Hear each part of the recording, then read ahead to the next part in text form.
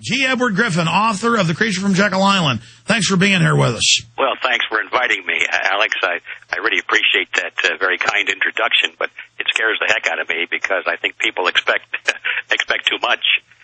No brag, just fact. That's what John Wayne said. And people need to know the testament of the great work you've done in 40-plus years. In fact, briefly, how long have you been fighting the globalist? How'd you wake up to them? And then let's get into eugenics. Well, the actual year of my beginning of awakening was 1959.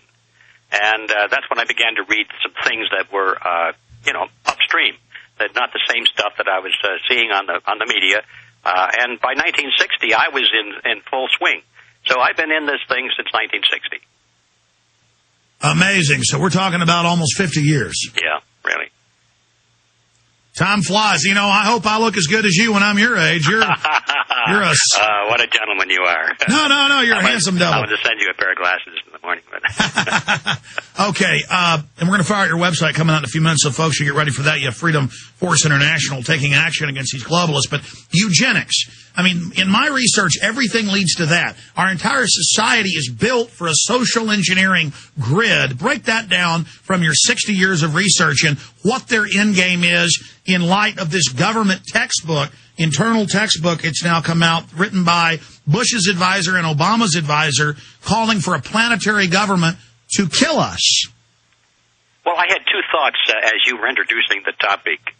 And one of the thoughts is that even though I was not aware of this very latest development which you announced, it does not surprise me in the least because it's just more of the same. So the first thought has to do with if you understand what the ideology is of these people who have been running our government for many years.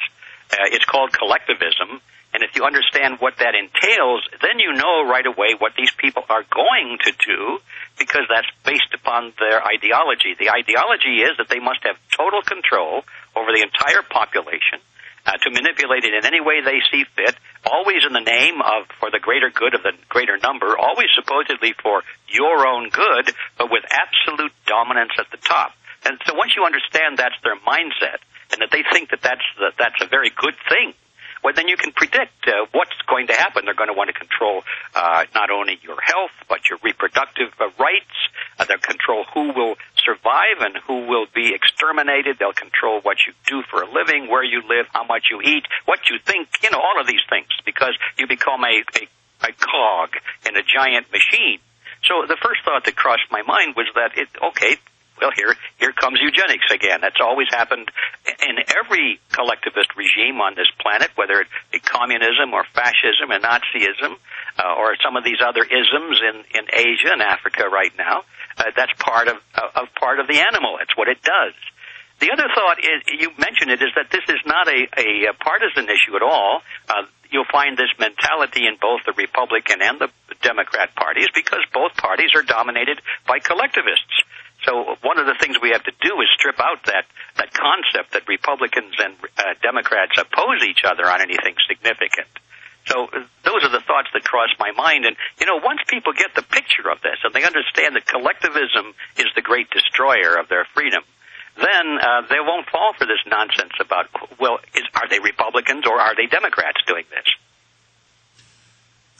I want you to elaborate on this because you have these big monopoly capitalists who always advertise their free market, but really what they want is big governments, big systems to shut down their competition and bring in control.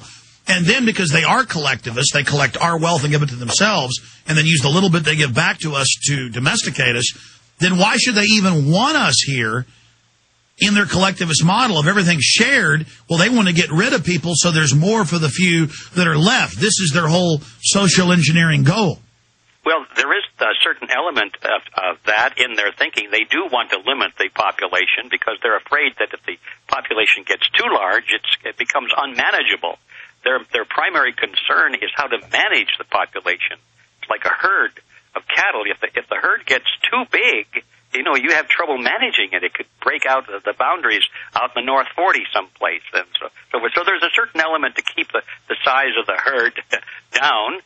But the other element is that they need workers. They want people out there producing and serving so that they can create all of the fine things of life which the elite will enjoy. They want a working class, and they want a servitude class. And they want